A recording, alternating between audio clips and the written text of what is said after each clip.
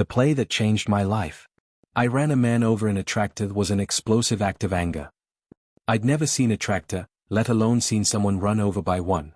I was a specky kid with dreams in my head and a battery of pigeon-faced twats around me desperate to crush them. Theatre was an escape. Town had the Prendergast, and the RSC visited every year. Age 12 I saw Sir Rook Liftshaft take an UN-scripted piss on stage during Henry V and I was hooked, despite Dad going mental at having to pay £17 for 3 small interval ice creams, inspiring him to recreate the famed St. Crispin's Day speech in his own image. A version he maintained to his death was better. I had to ask him a history question to calm him down. Dad, did Britain achieve its war aims in 1945?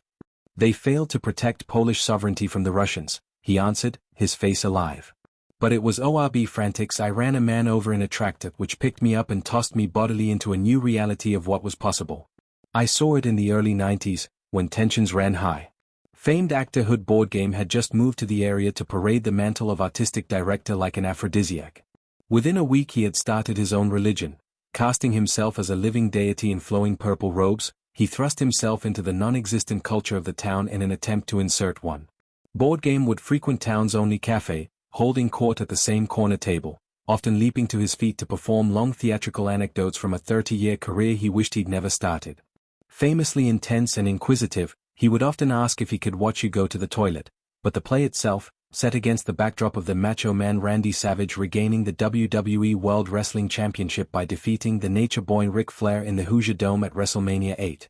Starred enthusiastic schoolboy management tycoon who is advised by his geography teacher Mr. Scarlett that he can always rely on alcohol if his dreams and ambitions just don't work out, cueing a blistering 13-minute monologue about the cost of failure when you've explored every avenue and just give up.